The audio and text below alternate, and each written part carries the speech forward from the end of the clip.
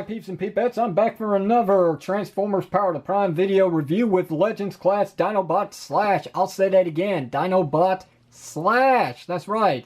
From the actual movie character to now a lore in the Generation 1 style of things, believe it or not. That's right, we got our very first female Dinobot figure that comes in a small form. I mean, clearly. But yeah.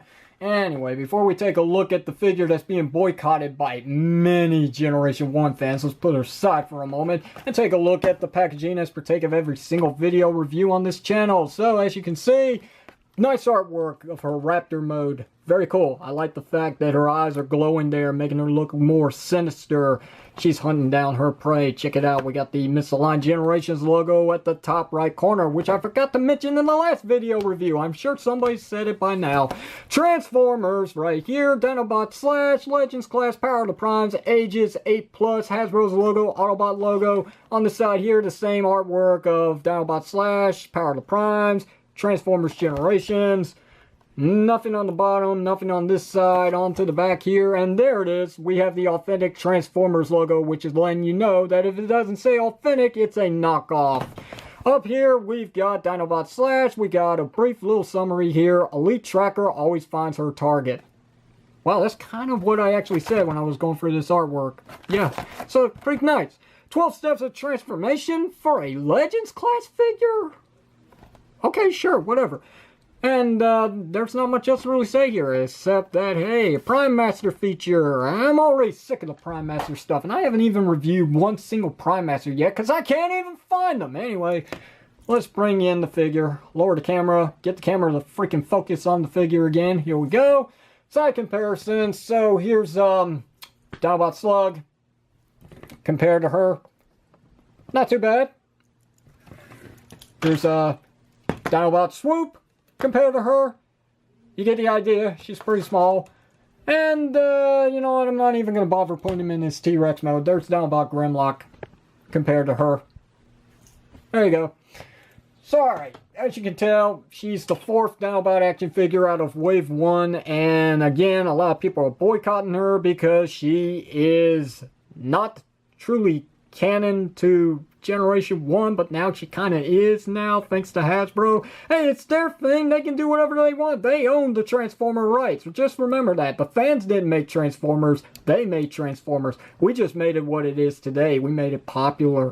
Alright. So anyway, again, she's a Velociraptor, which, you know, doesn't have any feathers, which doesn't make any sense. But the size is right, actually. If I was to bring in a 6-inch action figure, this would look just right for a Velociraptor. So, she does have gold paint underneath all the clear plastic, just to make it look a little more Generation 1-esque.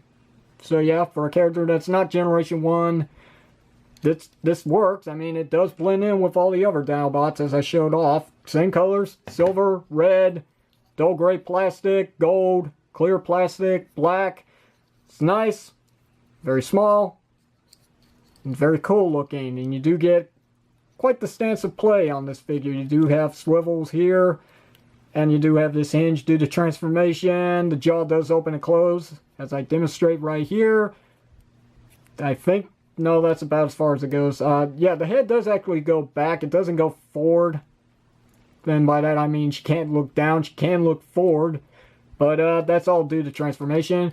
But the legs, you do get quite the split because they're on a ball joint. You do have a swivel joint there. You do have single jointed knees. It does get 90 degrees of bend.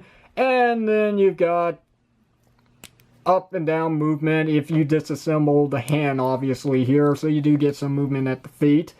And the tail can move up and down if she wants to wag her tail. Of course, why would she do that, though? Alright, so anyway, not much else to really say about this one. Let's go ahead and transform her and not make this a long video review. So, flip this up, flip that out. This is just breaking up the figure at this point here. We'll get everything all situated. Bring out her legs. Yeah, I thought she had feet. It's been a while. So, flip out the obvious feet, which I kind of missed there.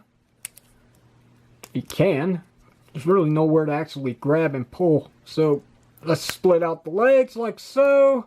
bring this all down. Right. Open up this section here. Flip the head in like so. Flip this back down and fold down the tail. Rotate like so. Pop this here again. And yeah, there's Dinobot Slash in her robot mode. Very tiny. Very incorrect. Forgot to rotate. How unprofessional of me. Hey, okay, so she is really small. For a brief side-by-side comparison, here's Grimlock's foot. If that's not enough, here's another foot. And there's the Enigma. Right. Yeah. She is tiny. If that's not enough, let's bring back in Slug. Let's bring back in Swoop. And just because, let's bring in Grimlock. So yeah. Tiny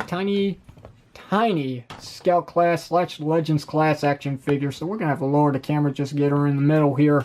So alright, let's get up on personal on this figure here. As you can see, she has a visor, which is very nicely painted, might I add, with a very nice silver face. I do appreciate it. You can tell the whole female face here is pretty top notch. Not much else to really say. I like the helmet. Pretty cool. I like that. Kind of reminds me of RID Prime. Why? I don't know. Don't ask. So anyway, we do have some silver paint for the shoulders. We do have some red plastic for the chest. We got some black paint for the chest and the abdomen section.